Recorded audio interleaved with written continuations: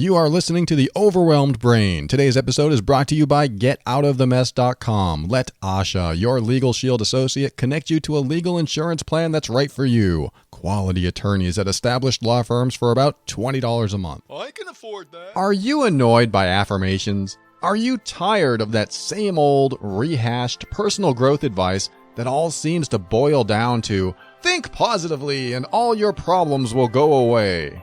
If affirmations feel like lies and positive thinking feels like denial, then I want you to get ready.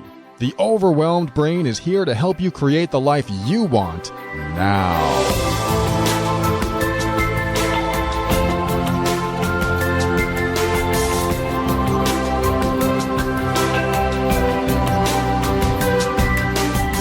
Hello, this is Paul Coliani, personal empowerment coach and host of this show called The Overwhelmed Brain. This is the personal growth show for the critical thinker. On every episode, we talk about practical, down-to-earth steps to help you improve your mood and keep you sane in this powerful journey we call life. I want to help you bridge the gap between your emotions and reason, causing you to discover why you do the things you do and what you can do to reach higher levels of happiness and lower levels of stress and overwhelm. Everything I talk about on this show should not be mistaken for actual medical advice or treatment and is intended to be for informational and educational purposes only. Well, I'm getting good at reading that fast. Always consult a physician. Of course, I screw it up. Always consult a physician before making any changes to your medical treatment.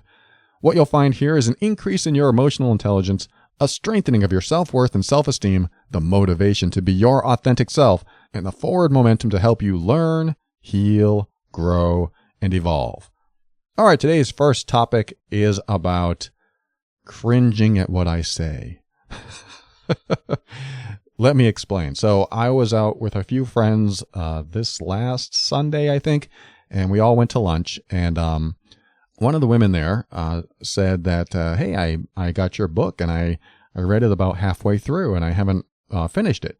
And I was like, wait, you have my book? And, that surprised me. I don't think she ever told me she bought my book. So it was funny to hear that she bought the book and she read it.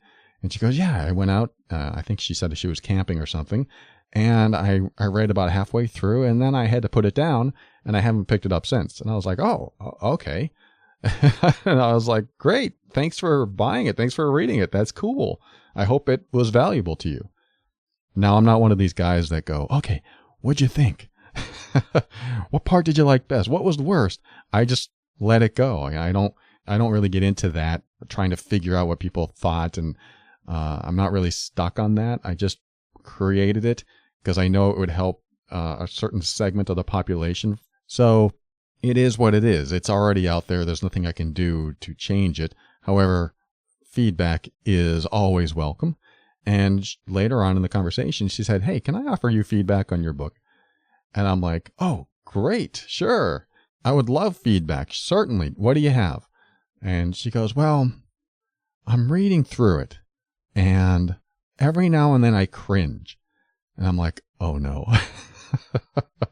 What is she cringing at? Is it bad advice or what is it?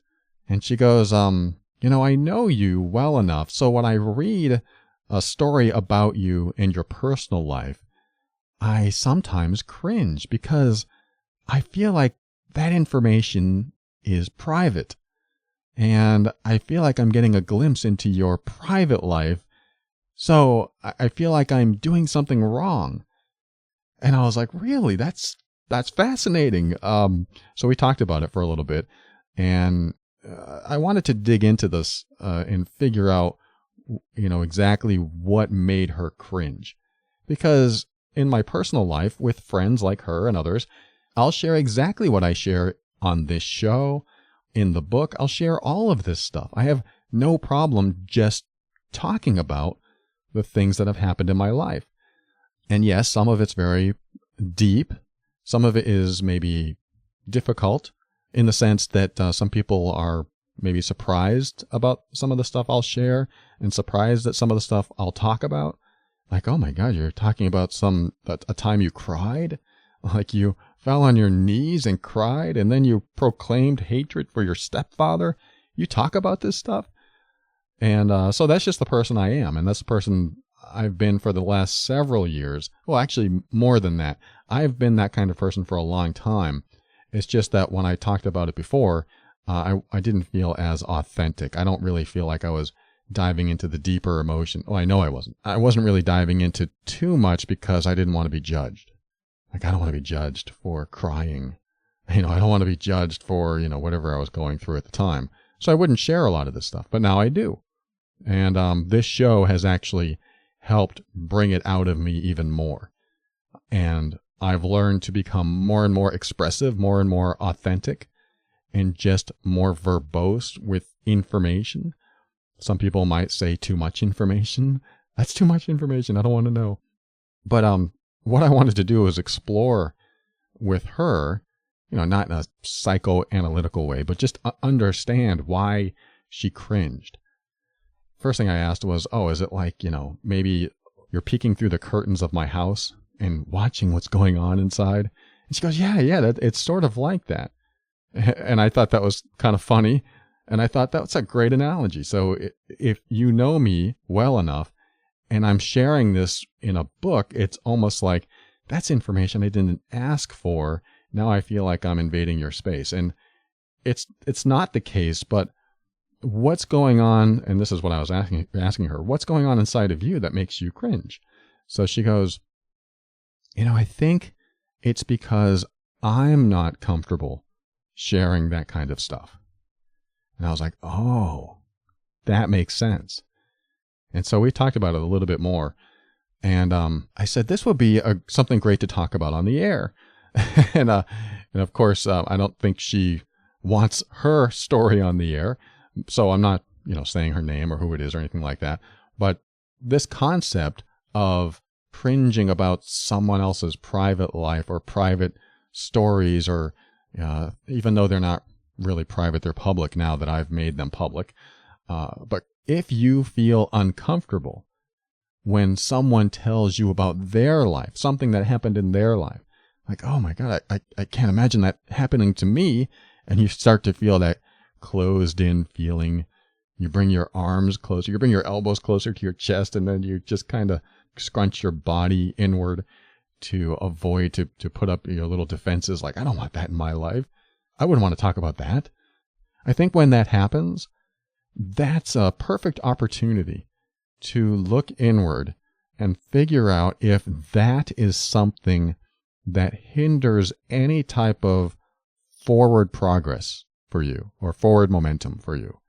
Because if it does, if you're afraid to express yourself about something about yourself, then it's probably a good idea to look inward and figure out if your external world is being affected by that.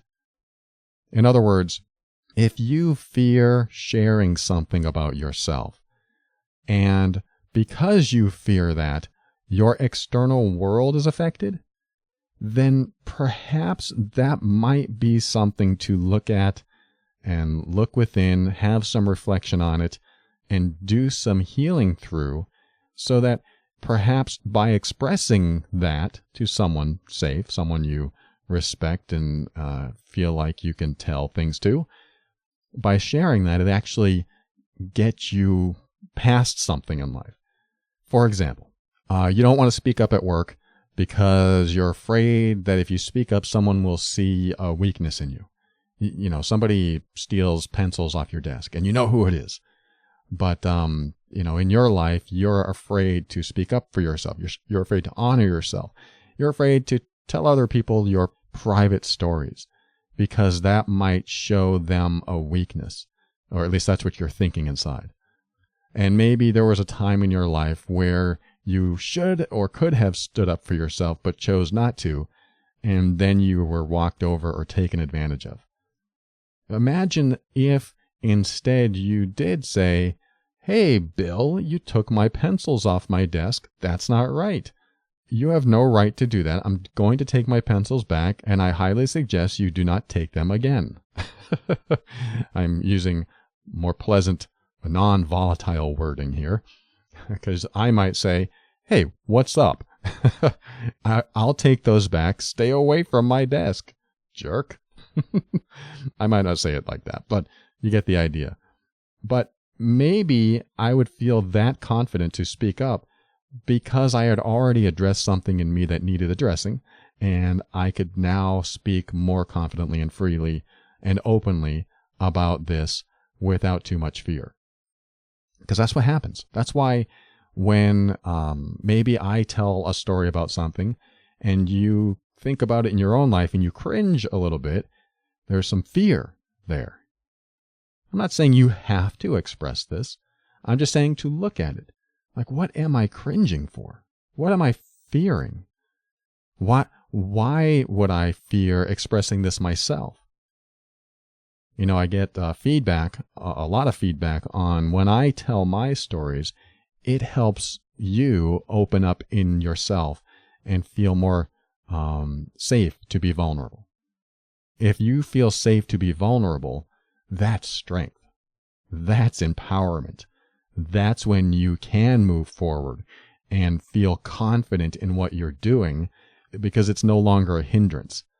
I mean, imagine that. Imagine the fears that you have that keep you from forward momentum, that keep you from progress, that keep you from any type of emotional or mental evolution in your life.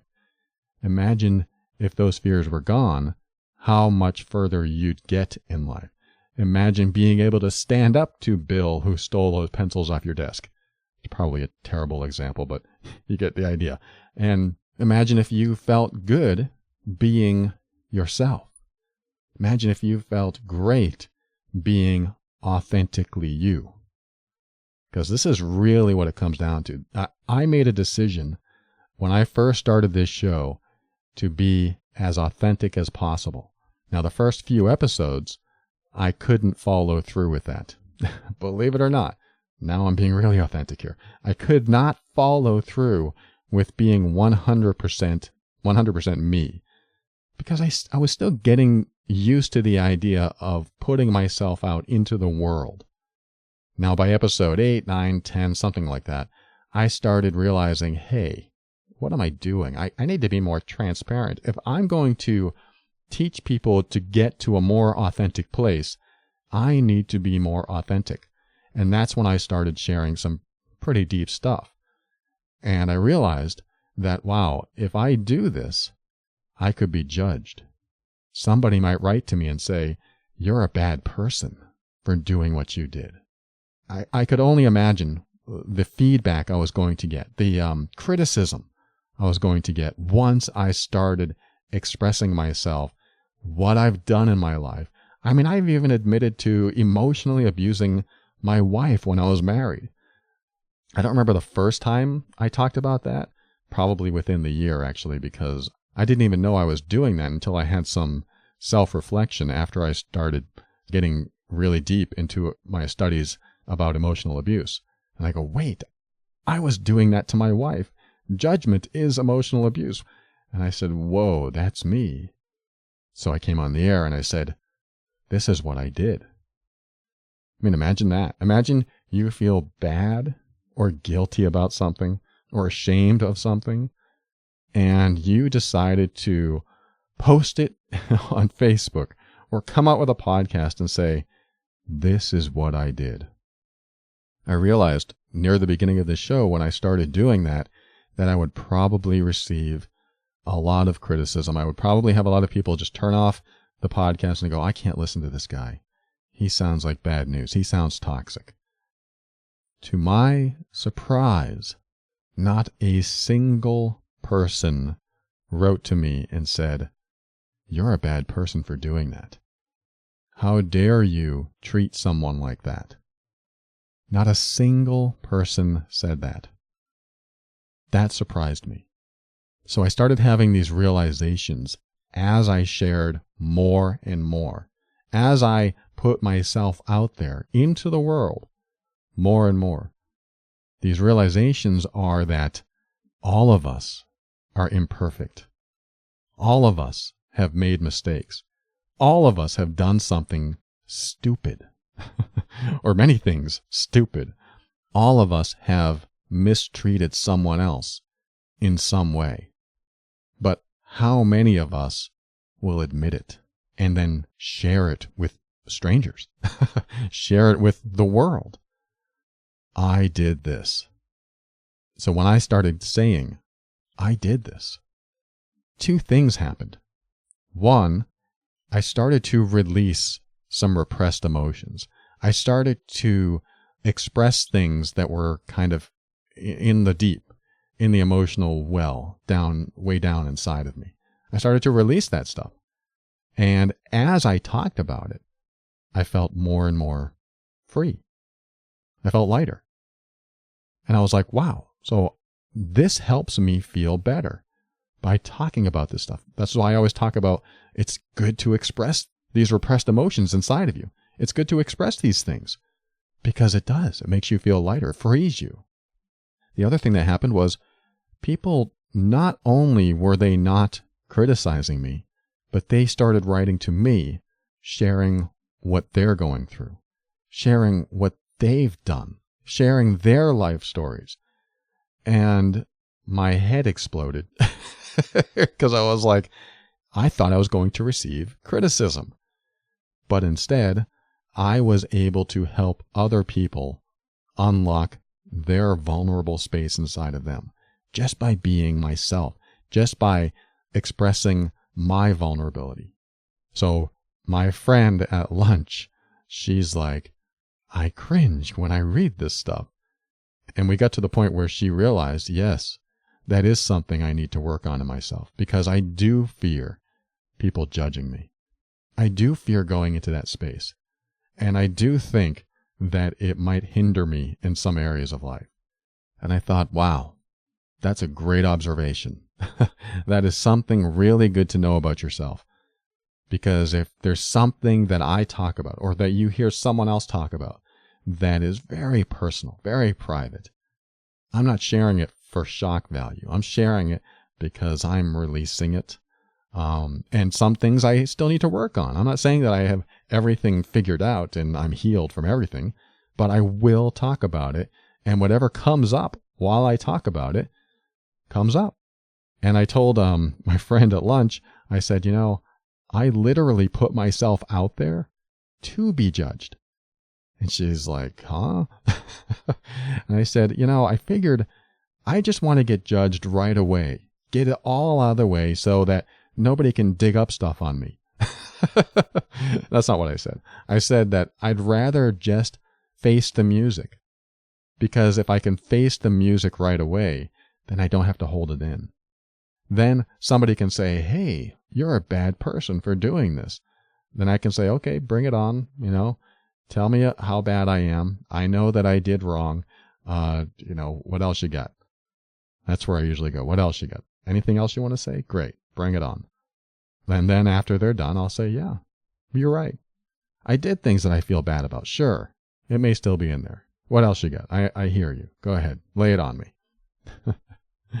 And once they're out of steam, because they're not getting a reaction from me, it disappears. That's what I like to teach, is that people that want to point the finger at you and tell you how bad you are, and you go, yeah, you're right. I'm probably bad. What else are they going to say? Aha, you are bad. Yeah, you're probably right. Well then, be good. I'm working on it. I will, I promise. Well, okay. And then they'll probably never bother you again about that. Or if they do, they just want to push your buttons. But imagine if nobody could push your buttons. That's where I've gotten to. I've gotten to a good place inside where I've shared with the world so much that I've gotten all this button pushing, a lot of it out of me. So if somebody points their finger at me and says, you're a bad person, I don't get triggered by it. I just go, oh, okay. Yeah, you're right. I've been bad. Imagine if you can get to that place. Yeah, I have been bad. All right. I'm working on myself. I'm always working on myself. So anyway, I just wanted to share that with you, is that if at any time you feel a cringe, you feel something like, I don't know if I can listen to this. It's too personal. Or there's something inside of you that it feels like it's closing up. Like you don't want to deal with this. It might be something you can look at and reflect upon and express to someone. Get it out of your system. Make yourself feel lighter. I figured once I put all my dirty laundry out there, then I'll feel better. I'm sure there's more to come, but this is why I go there. This is why I share personal information. Not only does it lighten me and heal me, and also bring up other things that I need to work on in myself, but it is my hope that it opens you up to express yourself, to find someone that you feel safe talking to, and help you release what's inside of you as well.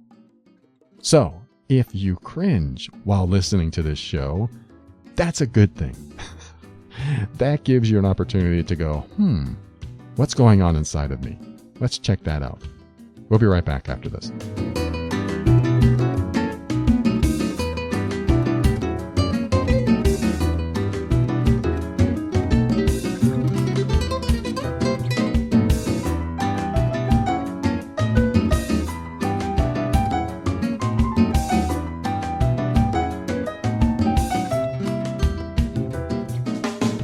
Today's sponsor is getoutofthemess.com.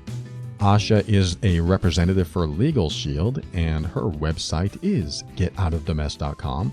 And I want you to consider this. If you're in the US or Canada and you're dealing with any type of something that you think that might turn into a legal issue or a financial issue, or, bill collector is going to get on your butt for some timeshare that you don't own, or like my girlfriend went through, she had a image on her website that a web developer put on there for her, but the company that actually owned that image did not give that web developer permission to use it, but they still went after the owner of the website, my girlfriend, and they wanted $7,500 for her to use that image. She's like, I didn't even do this, yet I'm responsible for it? She called her representative at Legal Shield, and they sent them a letter. She removed the image from the site, and that company never contacted her or bothered her again. And I wonder how many people think they have this kind of power behind them. In other words, if you received a letter in the mail from, some housing association that says you owe some back bills because you didn't pay the HOA enough money, and you're like, what? I paid on time every time. What is this about?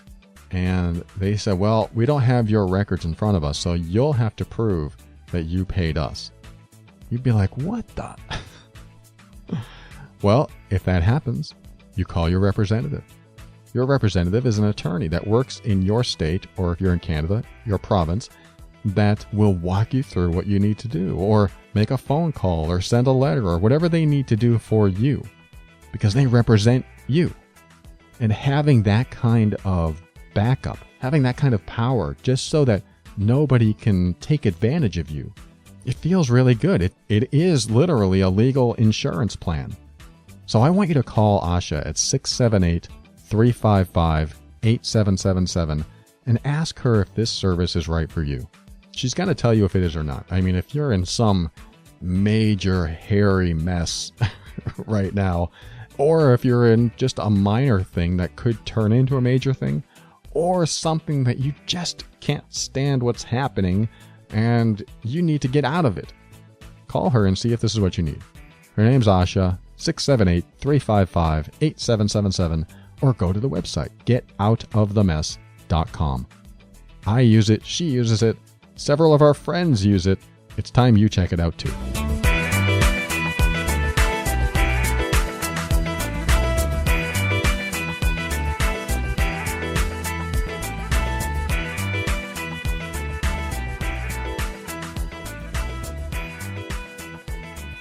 All right, welcome back. I'm going to read you an email from someone that I'm going to call, Larry. I don't think I've ever used Larry. Larry says, I've been listening to your podcast for about a month or two, and I have to say thank you. Listening to your show has opened my eyes to a new way of thinking, and I do feel as if I've been experiencing a lot of personal growth. So again, I say thank you. You are welcome, Larry. Thank you. I met my girlfriend a few months ago, and right out of the gate, we hit it off. I feel like we're both very much in love with each other, as we both express this in what we say and do. Recently, though, I found out that she had a 2-night stand with a coworker before she ever met me. I know I shouldn't be upset with her, and I'm really not. But I just cannot get this out of my mind. Any advice? Thanks, Larry. Okay, Larry, good question. Thank you for sharing. There is some missing information here, like you said that you shouldn't be upset with her, and you're really not, but you can't get it out of your mind. I think if you were in front of me, I would ask, why? Why can't you get it out of your mind? And you might say something like, I just think of her with this guy, and there was no relationship. She just had casual sex with him. I'd be like, okay, why is that a problem? And you might be one of those guys like, I don't know, I sort of am, where I go, there needs to be love before there's sex. There needs to be someone that you can look at and look into their eyes and share romantic moments before there's sex. I'm sort of like that. I'm sort of like in that respect. It would be great if there's a relationship before there's just casual sex. But that's me and my limited perspective. Yes, I'm calling my perspective limited in the sense that there are all kinds of relationships and ways to connect with other people. There are people that have casual sex. There are people that pay for it.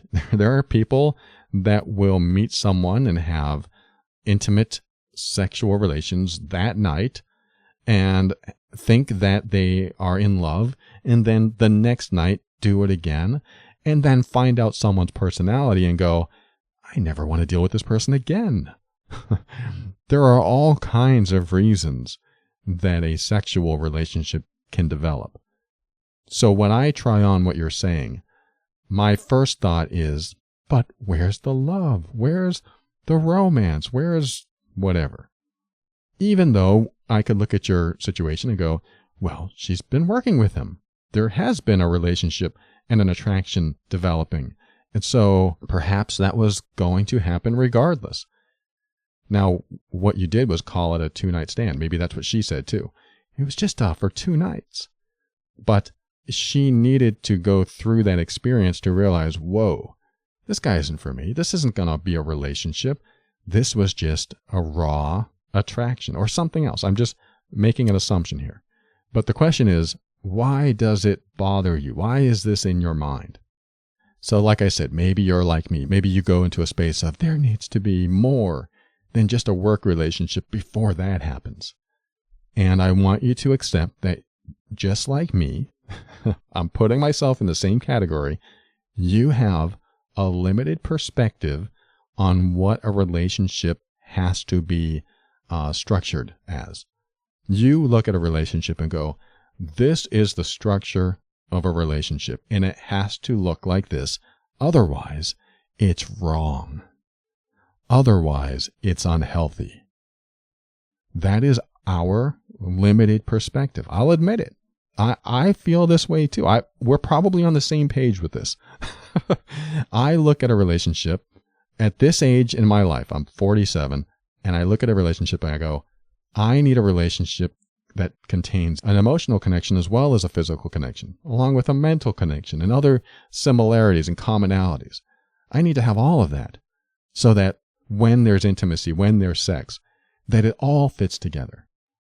But I guarantee when I was 21, that was not my idea of a relationship. It was, for the most part, it's what I believed I really wanted, which is true. I believed that. It was true. Yet, if I was in a situation where there wasn't an intimate connection or relationship, yet there was an opportunity to have an intimate sexual relationship with someone that there wasn't an emotional connection to, yet my body was all activated, engaged, and ready to go, and my hardwiring was programmed to be very attracted to another person, would I stop myself? Would I think about it 10 years later and go, man, I can't believe I did that. I can't believe I went after that girl when I wasn't in love with her. Probably not. I think at 21, I'd be like, I'm all about it. I could probably look back at that now and go, well, I was pretty insecure at 21. I probably wouldn't have done that. And many opportunities that I could have taken that I didn't because I was so insecure, because I believed that you need love and romance and all this other stuff before that ever happens. But my thoughts were much different than my behavior. And the only reason I'm saying this is because I think I'm going to make a broad assumption that many of us, many people listening to this show, and myself included, we're hardwired to be attracted to and even have sexual relations with other people. It's people that we don't know, people that we have no connection with whatsoever. We're in the supermarket and we go, wow, that's nice.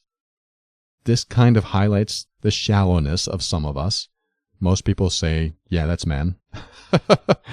And some women. But we're hardwired to be attracted. I mean, have you ever seen a peacock pull out all its colors on its feathers? I'm going to attract a mate, so I'm going to show you all my colors. Hey, there's a potential mate. Let's get it on. And then they do. It's very animalistic. It's very raw, and it's hardwired into us. What we've done, though, on this planet, in our societies, is create morals and ethics and structure and rules and mannerisms and even sanctity in relationships. A place where you can feel safe and monogamous. And then we precipitated that over the years, over the many millennia, that when you find someone, you get together, then you stay with them. I mean, that's kind of the rule set that we've created in many cultures. Not all of them, but many cultures. So we have these beliefs in us that we carry with us.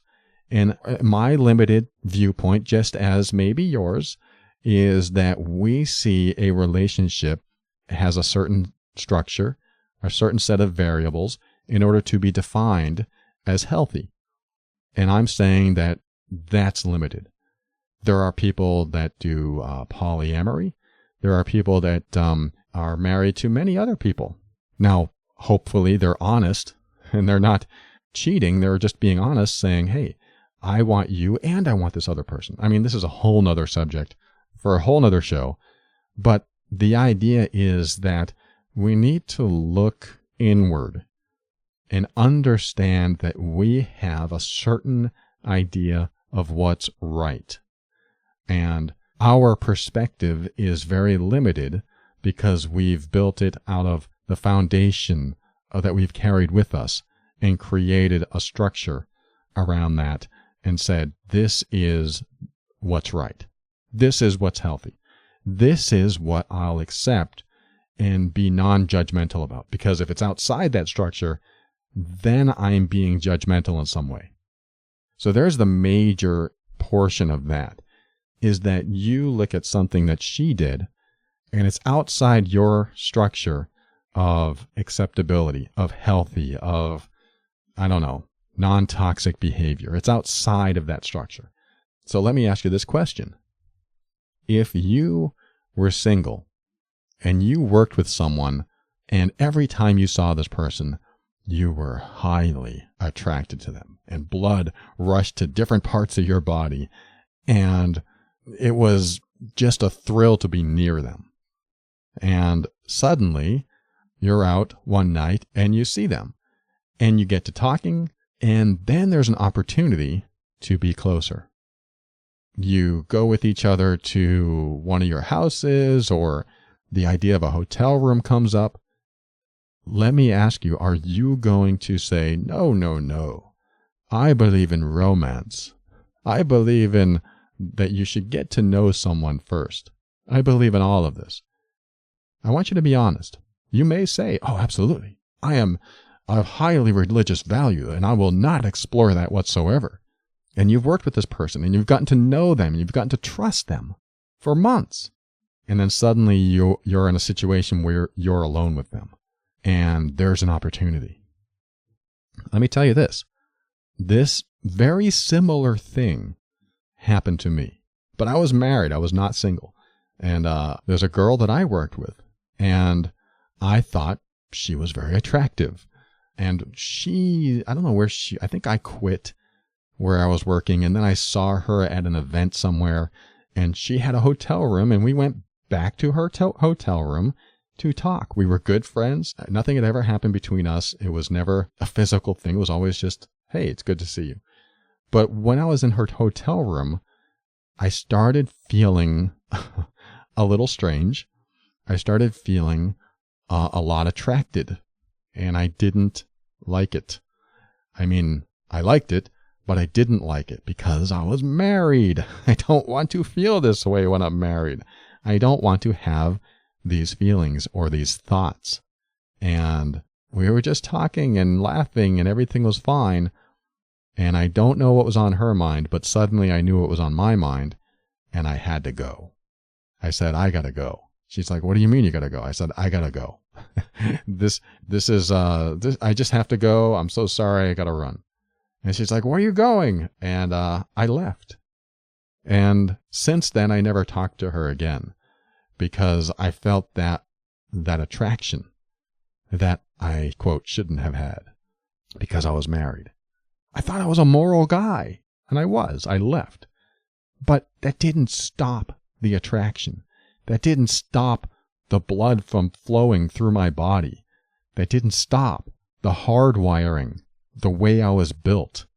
It's just what happens. Humans are attracted to other humans. There's an animal instinct. And some people are attracted to other people more than others. So this is going to happen. And it takes sometimes very strong willpower to get yourself out of that situation.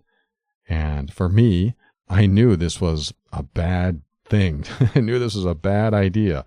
And I got out of it and never went back and got myself in any type of situation like that again when there was any type of attraction involved, because I knew it would be bad news. But again, I was married.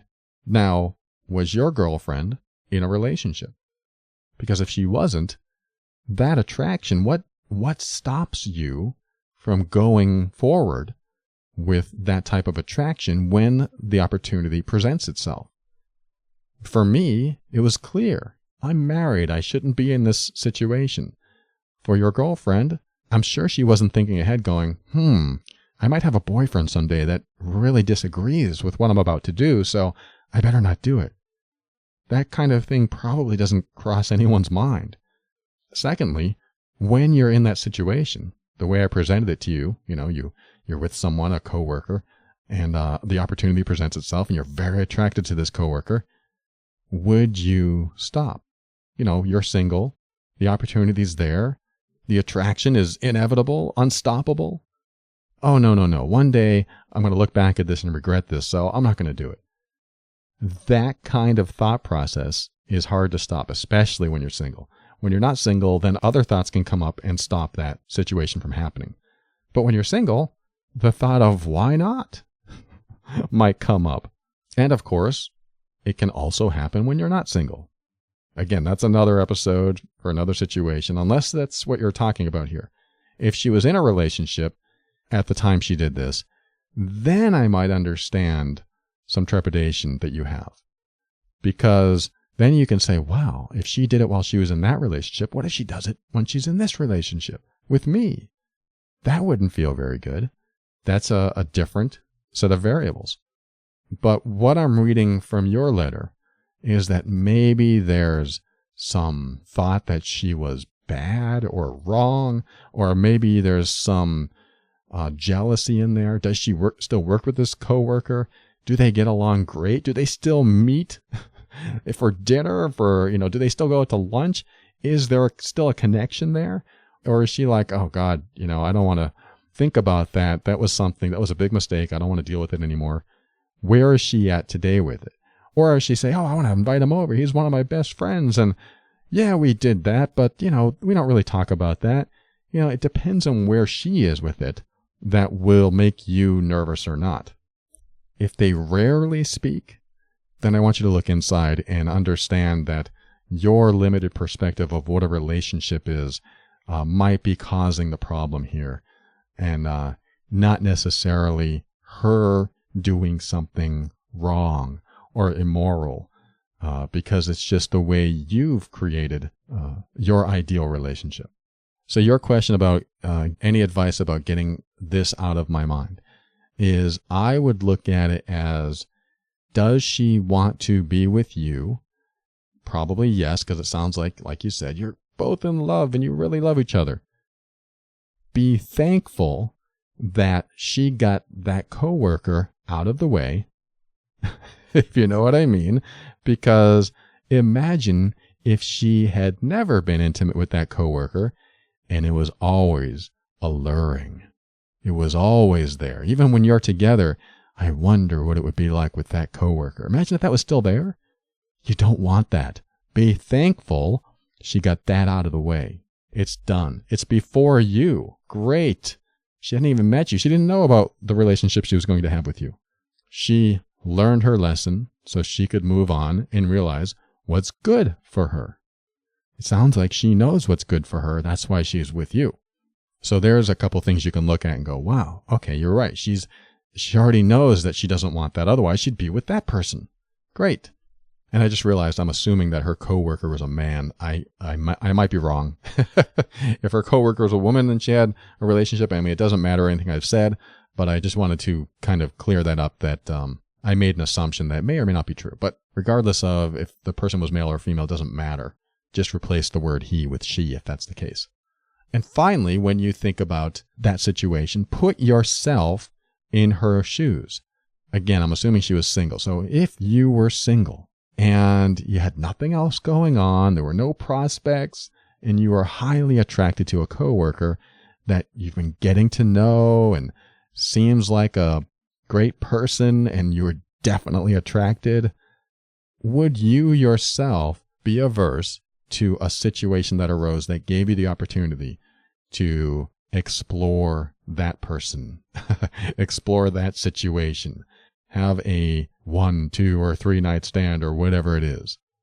My instinct is that you would probably do the same thing, and maybe, just maybe, that there were times in your life that you wish you did.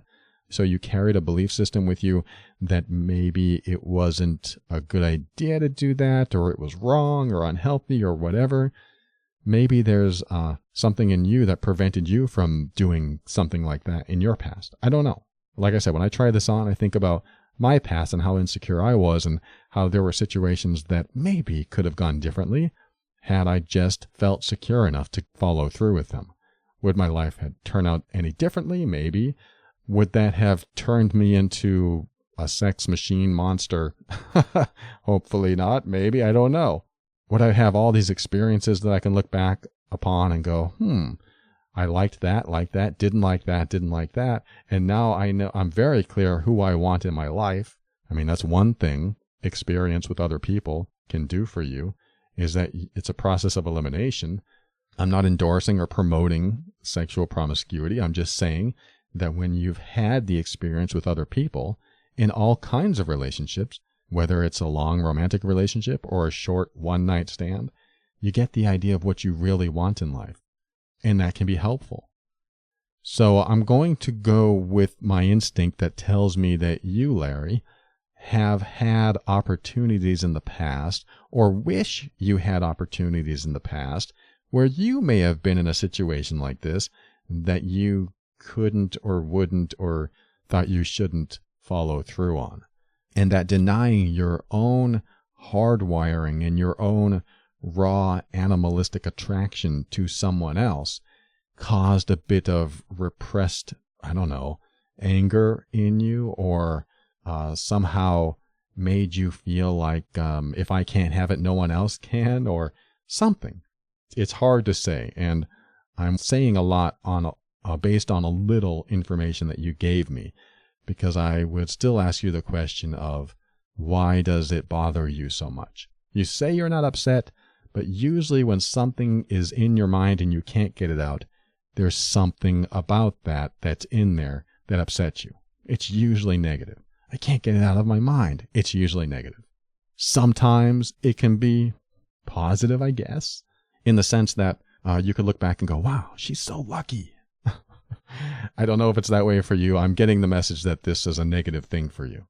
So do what you will with my opinions, my thoughts.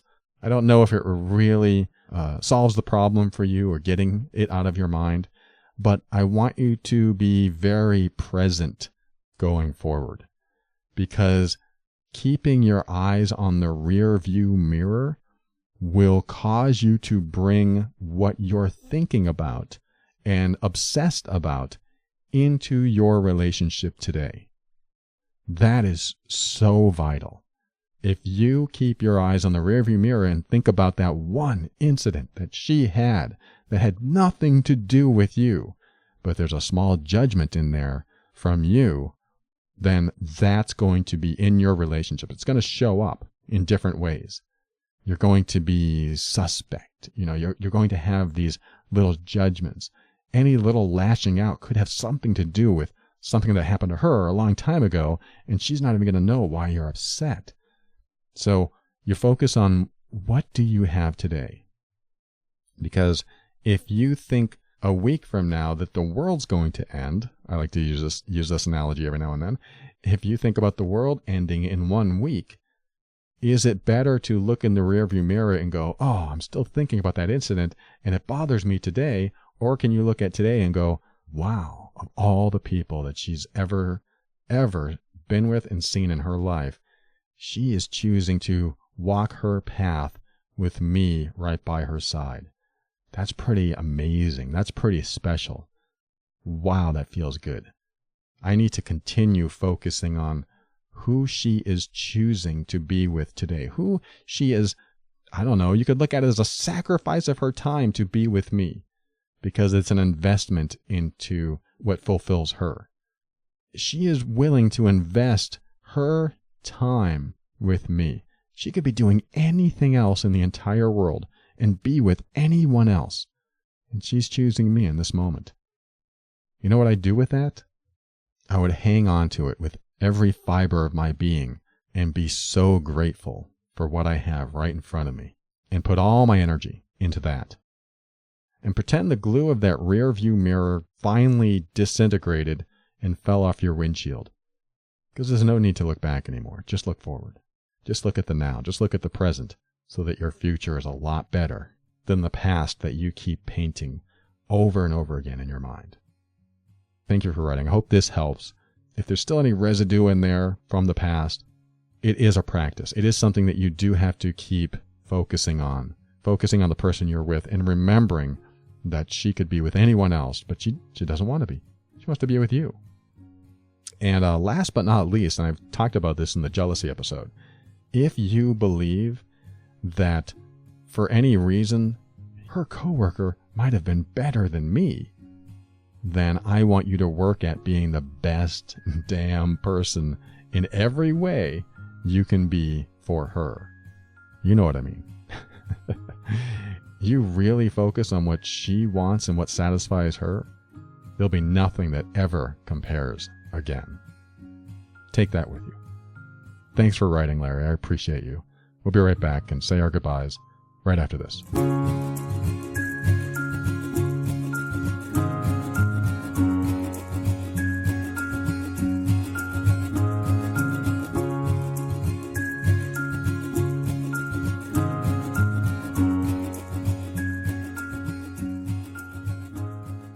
Thank you for listening to another episode of The Overwhelmed Brain. I want to thank Asha with Get Out of the Mess. She is a great person to talk to when you have questions if a legal service like Legal Shield is right for you.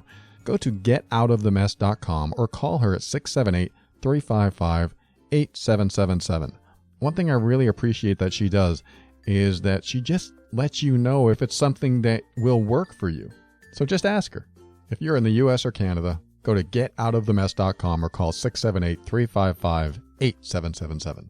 And I want to tell you about the Overwhelmed Brain book. It's called The Overwhelmed Brain, Personal Growth for Critical Thinkers. But it's much more than that. It's a journey into your emotional intelligence. It's a path for you to become empowered.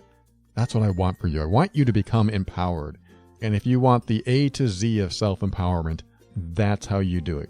Go to Amazon or Barnes & Noble and get the Overwhelmed Brain book today. And I want to thank the members of the TOB Patron program. If you're a patron member, you are supporting the show, even though you're getting all the goodies too, like extra episodes and worksheets and video training. And I just came out with an emergency anxiety episode. So I've uploaded that to the patron membership site, and I'm waiting for feedback from them to find out just how effective it is to diminish or even dissolve anxiety. Now, patron members, if you're listening, I told you, only use that episode while you're starting to get anxiety. Because if you listen to it any other time when you're feeling okay or there's no anxiety there, it's not going to have the same effect. But I still want your feedback. So, patron members, when you use the emergency anxiety episode, give me your feedback. I want to know how it works so I can tweak it and fine-tune it until it is so perfect for you that your anxiety just melts away like snow on a frying pan. All right, there's your mission, patron members. And if you want to join the patron program, you can go to patron.theoverwhelmedbrain.com. It's a small way to give back to the show, and you get all the extra stuff that I was just talking about. And I also want to thank those of you using the Amazon link. If you go to theoverwhelmedbrain.com, that's another way to give back and support the show. Not that it's your job to support this show, but if you want to give back, you certainly can, just by using the Amazon link at theoverwhelmedbrain.com. Every time you purchase something from Amazon, Amazon sends us a few pennies on the dollar. It's very helpful, and it's a nice way to say thank you for the show. And finally, I want to thank Kevin MacLeod of Incompetech.com for some of the music transitions in The Overwhelmed Brain. In closing, I'm going to talk a little about rapport, building rapport. You know, when I went through my NLP training, my hypnosis training, they talked about this is how you build rapport. And they would give us very specific, practical steps to take to get someone to like you or to get them to feel comfortable with you. And as they were going through these steps, I was thinking, you know, I think I do this automatically. I think I've been doing this since I was a child, the steps they were showing me. And it's because the things that they talked about, which I'll kind of describe in a moment, is what I had to do naturally to fit in with people and make them like me. I hate to say it, but when I was a child, I had to learn, I really believed I had to learn how to get people to like me. So I would alter my behavior and watch their behavior as they responded to my behavior. And I learned a lot, and it became a very unconscious process that if any of you are listening wherever people pleasers, you are probably doing this too, automatically. If you were ever in a place where you feared one of your caretakers or parents, and you altered your behavior so that it wouldn't invoke their bad behavior, then you're probably very good at automatically gaining rapport with someone else. If you didn't grow up like that, then let me give you some pointers that will help you gain rapport. Now, first of all, why do you want to gain rapport? Gaining rapport is very helpful when you're in situations to help you feel comfortable with other people and help them feel comfortable with you. Again, if you don't have this problem, then I wouldn't worry about it. You don't have to do these extra steps. But if you do have an issue trying to build any type of comfort level around other people, there's some practical things you can do. Now, the way it was explained to me is that when I sort of mimic someone else's behavior, then that is a way to show that you are like them. And when they sense that unconsciously, they will like you. So I was thinking, oh, that's interesting. Have I been doing that all along? And it turns out, yes, I have been ever since childhood. And let me just define rapport before I go on. Rapport is sort of like, and this is my own definition, is sort of like, have you ever seen an orchestra where they're tuning their instruments before they start playing? When somebody gets their instrument in perfect tune, then some of the players around them will tune their instrument to the instrument that's already in perfect tune. So they might say something like, hey, give me an open A. And then the guitarist will pluck the open A string on his guitar or her guitar, and you'll hear the boom. I don't think that's an A, but we'll just pretend it is. And then they will tune their A string and try to match it. Well, they will match it. And when they match it, there is a resonance frequency, and the sound of the frequency gets louder. So you hear one side, boom, and then you hear the other side, boom. And then when they're together, the sound is amplified, and you can actually feel the vibration. It's a strange thing that happens, but you'll hear the wavering of the frequency, like bah, as they're tuning. And then when they're in perfect tune, there's no wavering. I know I'm missing some science here, but just bear with me. But the idea is that when the instruments are in tune with one another, there's that amplified frequency that really has a lot of depth, and you can tell they match. They're like mirroring each other. And that's another thing that we're taught, is matching and mirroring. When you match someone else's voice, their tonality.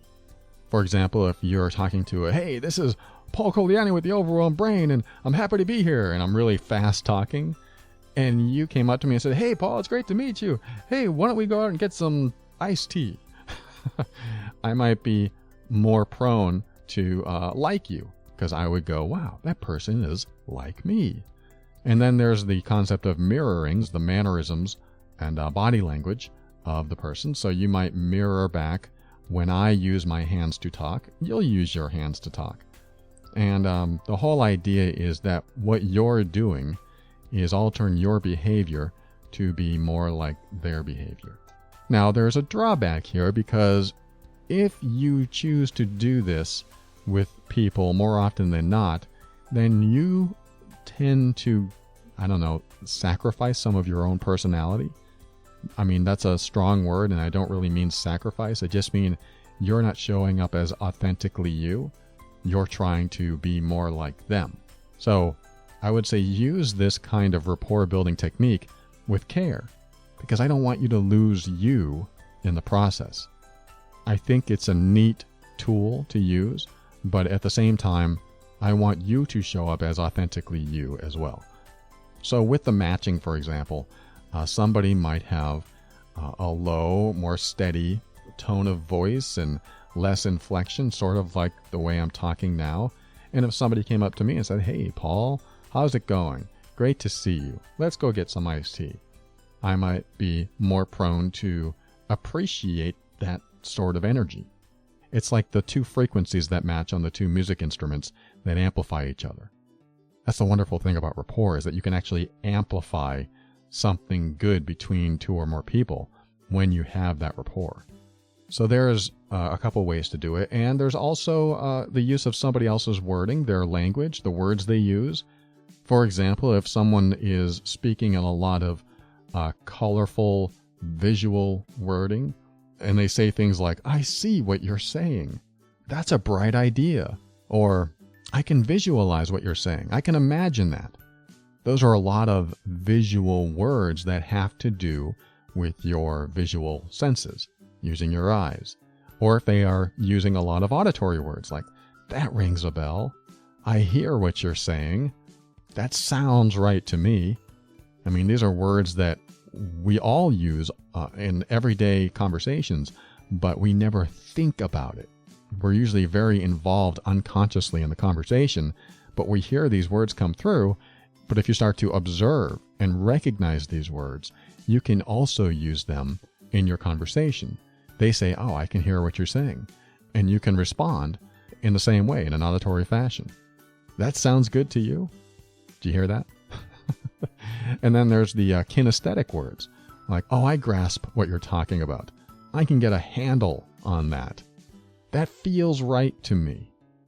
Those are all the kinesthetic feeling words. And these are just patterns that you're looking for in people. so that when and if you need to build rapport with someone, maybe because they're a stranger to you and you're nervous to be around them, or they're nervous to be around you, or you just want to build some sort of closer bond with someone, because when you build rapport, it actually does lead to a little bit of closer bonding with people. They feel more comfortable with you, you feel more comfortable with them. Then you can bring out those words, you can match their tone of voice, their tempo of voice. Like if they talk like this, then you can talk like this. But if they talk like this, you could talk like this. But maybe they just want to talk like this, and you come on the scene and you go, hey, I want to talk like that too. There's a whole, we could spend a whole day on rapport. I could teach you a billion things about it. A, because I learned it naturally when I was younger, and B, because there's a lot more to study about it. And a lot of it has to do with nonverbal body language and verbally as well. But it's just something that you practice and be acutely aware of someone else. And it's hard to jump out of your unconscious conversation to go, oh, they're using these words. Oh, they're using their hands in this particular way. Oh, they're inflecting on that word or on that kind of sentence. Oh, you have all these observations, but you have to step out of being so in-depth unconsciously that you have trouble turning on that awareness. And of course, the big question I usually get is, won't people see that I'm actually mimicking them? Won't they be able to tell? Typically, 99% of the time, not, because they're deeply involved unconsciously. They're not aware of what you're doing, but you turn on your awareness of what they're doing and do similar things. And of course, you have to make what you do to, I hate to use this word, mimic them, but in ways mimicking them, you have to make it just subtle. You just make it subtle. If you're overt, then they might go, why are you saying it exactly the way I said it? And it sounds like you're repeating me.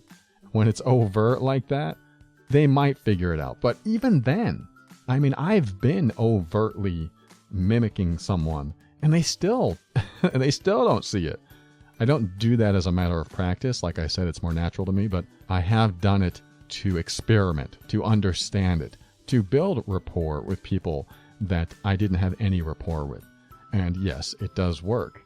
Does it work with everyone all the time? No, but it does work most of the time. Now, the final thing is, why would you want to do this? It sounds a little sneaky. It sounds a little like you're trying to manipulate or influence. And yes, people can use this to influence you. I don't teach you these little things, and like I said, there's a lot more that goes along with this, but this is just a quickie. I don't teach you these things to use them unethically. I teach you so that you know what's happening, so that you know what you're communicating. Because the opposite of rapport is just as important to know. If you're talking with somebody who talks really fast and you come in and go, hey, how's it going? And they're talking really fast and I want to get to know you and I want to tell you all about this. And you're like, oh, okay, well, slow down. There might be an opposition in your rapport, in your personalities and in the way you communicate with each other. And you may not appreciate the other person, just like they may not appreciate you. And you may wonder why someone doesn't like you. Why doesn't anyone like me? Of course I like you. I think you're a fine person. I got to go now because, it's 2 o'clock and I got to go pick up my kid in 4 hours. Yeah, but it's only 2 o'clock. Yeah, I got to take care of things. I mean, that's a blatant example. You can just tell there's a difference in personality there and mannerisms and things like that. But the whole point is that when you find yourself in opposition or not in rapport with someone, it is possible that you are just on 2 different wavelengths. You are tuned to different frequencies and they're on their own, you're on your own. And if you don't care about meeting in the middle, then don't practice rapport. And this is something handy to know. If you're in rapport with someone that you don't want to be in rapport with, change yourself. Change your behavior. Change how you speak. It weans someone off of you. I mean, it can. In the sense that you start talking really fast and they're a slow talker, or you use a high voice and they use a low voice, or they're using words that stimulate their brain visually, and you're using words that stimulate the auditory senses in you, so on and so on. There's all kinds of ways to be opposite in your rapport too, and there are times when it's handy. For example, have you ever seen two people talking and one of them seems a little less interested in the conversation than the other person? Look at the less interested person and see where their feet are pointing. Often, one or both feet are pointing away from the person they're talking to, as if they are getting ready to get out of there. Not always, but that's like one thing you can look at. Or they're just looking around the room, really not looking at the person they're talking to. Geez, it reminds me of my, when I was younger, my sister's boyfriend. And he would talk my ear off, and I did not want to talk to him at all. And I showed every sign of opposite rapport that I believed would work with anyone else that actually cared about what I thought and what I said. But it didn't work for him. He just liked hearing his own voice, and he kept talking and talking and talking, and I finally said, I gotta go to bed. I can't handle this anymore. There's only a certain point that you can push me where my boundaries are going to kick in and go, I can't take this anymore, I gotta go. So that just reminded me of that. Anyway, use this information morally, ethically. Practice it with people you love. Practice it with people you hate. Practice it with family. Just to know yourself better, just to know behavior better. I tell you what, when I first started learning why we do the things we do, how we behave, why we behave the way we do, why we say the things we do, why we get into relationships the way we do, all of this is tied in together. All of it. If you're at a bar and somebody comes up and they start talking to you and you feel really comfortable with them, it's good to know what's happening. So I teach you these things because I want you to know what's happening. And if you're in the patron program, this is in one of the worksheets called 20 Life-Changing Principles to Powerful Communication. So you can check that out if you're a patron member. Otherwise, stay observant, stay aware, be conscious when you normally go unconscious so that you can stay present. There's an advantage to staying present, and that's one of them, is to know what's happening during your communication. Know what's happening inside of you. So how do you stay conscious? How do you stay present? How do you stay aware? You open your mind and you step into your power. And I want you to be firm in your decisions and actions so that you can create the life you want. Always take steps to grow and evolve. You are powerful beyond measure. And above all, and this is something I absolutely know to be true about you, you are amazing.